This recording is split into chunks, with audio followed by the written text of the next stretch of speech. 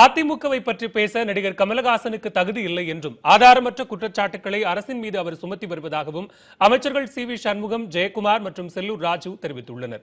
கமலஹாசன் மீது வழக்கு தொடரப்போவதாக கூறும் அமைச்சர்கள் திமுக மீது வழக்கு தொடுக்க தயாரா என்று மு.க. ஸ்டாலினும் குற்றச்சாட்டுகளுக்கு அமைச்சர்கள் பதிலளிக்க வேண்டும் என்று ஓபிஎஸ் அணியின் கே.பி. முனுசாமியும் கூறியுள்ளனர்.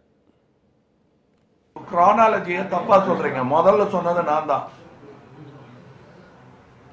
எப்ப சொன்னேன்னா ஒரு 1.5 வருஷம் முன்னாடி சிஸ்டம் சரியில்லைங்கிறத சொல்லியிருக்கேன்.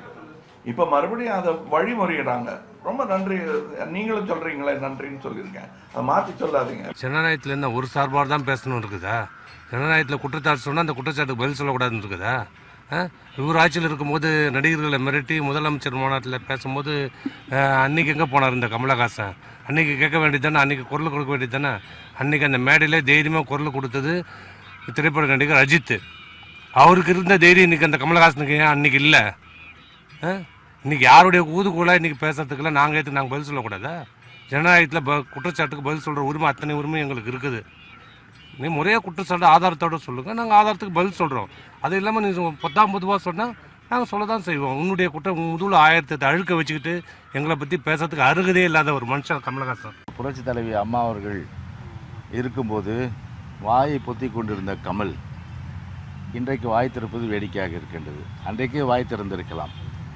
ஆனால் இன்றைக்கு வாய் திறந்தாலும் அதில் உண்மை இருக்க வேண்டும். சிறிதளவும் கூட உண்மை இல்லாமல் அவர் அந்த சேற்றை வாரி எரிப்பது போல அம்மாவின் அரசின் மீது சேற்றை வாரி வீசினால் யார் தான் சும்மா இருப்பார்கள்? எனவே தான் பதிலடி கொடுத்து கொண்டிருக்கின்றோம்.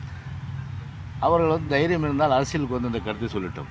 அவர் மார்க்கெட் இழந்ததுனால ஏதாச்சும் ஒன்று சொல்லி அவர் இப்போ நான் டிவிக்கு வந்திருக்காரு. மார்க்கெட் இழந்த நடிகர்லாம் இன்றைக்கி டிவிக்கு வர்றாங்க. அதனால் அவர் சொல்லியிருக்காரு. அதுக்கு நம்ம ஏற்கனவே பதில் சொல்லிட்டேன். பாவம், அவருக்கு போய் ரொம்ப முக்கியத்துவம் கொடுத்து நம்மளே அவரை ரொம்ப தாழ்வாக பேச வேண்டியதில்லை. அவர் ஒரு சிறந்த நடிகர்.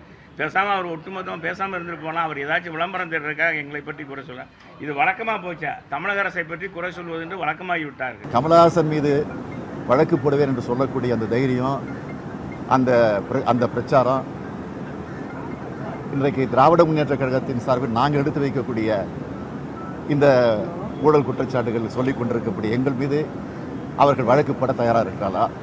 அப்படி வழக்கு போட்டால் அதை நாங்கள் நீதிமன்றத்தில் சந்திக்க தயாராக இருக்கிறோம். ஜனநாயக நாட்டில் ஒரு குடிமகன் ஆட்சியை விமர்சனம் செய்வதற்கு முழு உரிமை உண்டு. அந்த வகையில் திரு கமலஹாசன் அவர்கள் இந்த ஆட்சியை விமர்சனம் செய்திருக்கிறார். அப்படி விமர்சனம் செய்திருப்பதை ஆட்சியாளர்கள் பொறுமையாக கேட்டறிந்து அதற்கு உரிய பதிலை அவர்கள் தர வேண்டும்.